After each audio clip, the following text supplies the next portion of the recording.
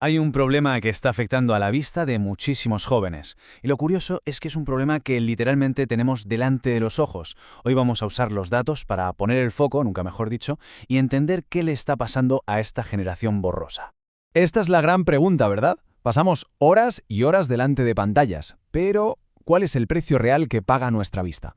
Bueno, pues la respuesta podría estar escondida en los datos, y la idea es que la encontremos juntos. Vamos a empezar con un número, un solo dato que lo pone todo en perspectiva. 62,5%. Esa es la prevalencia de miopía entre jóvenes universitarios según un estudio español muy reciente. Ya no hablamos de una minoría, es la inmensa mayoría. La cifra, desde luego, impacta.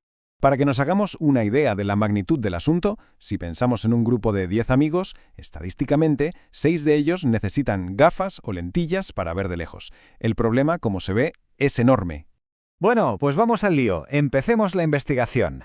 Los datos de este estudio van a ser nuestro punto de partida. A ver qué pistas se esconden sobre las causas de todo esto. Fíjate, lo primero que salta a la vista es esta diferencia por género. El estudio nos dice que la miopía es bastante más común entre las mujeres jóvenes que entre los hombres. Un dato muy importante para empezar a entender el patrón. Y ojo a esto, porque es un dato que dice mucho. La gran mayoría, un 80%, no fue diagnosticada en una revisión normal. No. Fueron los propios chavales los que se dieron cuenta de que algo no iba bien. Y esto, claro, apunta a un fallo bastante serio en la detección temprana. Pero quizás el dato más alarmante de todos es este. Cuando comparamos a los universitarios con la siguiente generación, la de los nativos digitales, el problema no es que crezca, es que se acelera. Su miopía avanza de media el doble de rápido. Ahí es nada.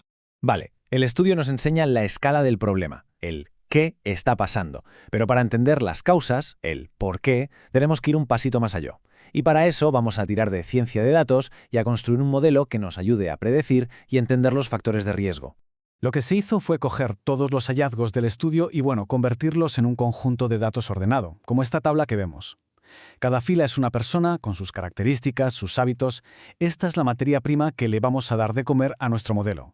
A ver, la técnica tiene un nombre que suena un poco técnico, regresión logística. Pero para que nos entendamos, pensemos en ella como si fuera un detective muy inteligente. Analiza todas las pistas, o sea, los datos de cada persona, y con eso calcula la probabilidad de que pase algo. En este caso, si alguien acabara siendo miope.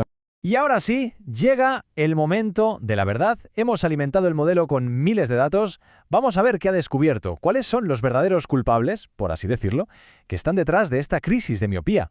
Esta es exactamente la pregunta que le hemos hecho al algoritmo. Queremos que nos diga, de todas las variables, cuáles son las que tienen más peso, qué hábitos son más peligrosos y, sobre todo, si hay algo que nos pueda proteger. Pues aquí está la respuesta. Este gráfico resume todo lo que el modelo ha aprendido. Nos enseña el impacto real de cada factor. Para entenderlo bien, solo hay que fijarse en si las barras van hacia la derecha o hacia la izquierda. La interpretación es bastante sencilla, la verdad.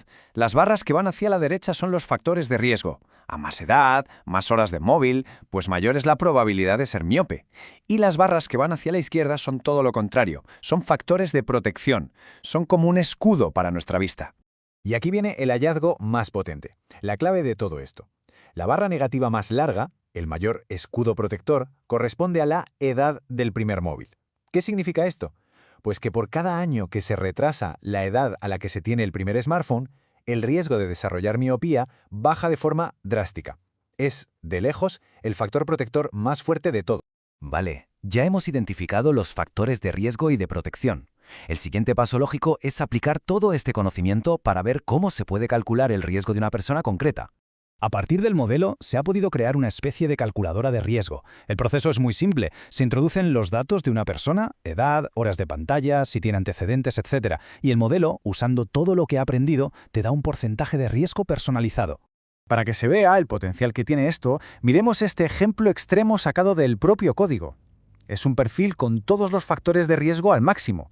Y el modelo es contundente, ¿eh? Le asigna una probabilidad del 100%.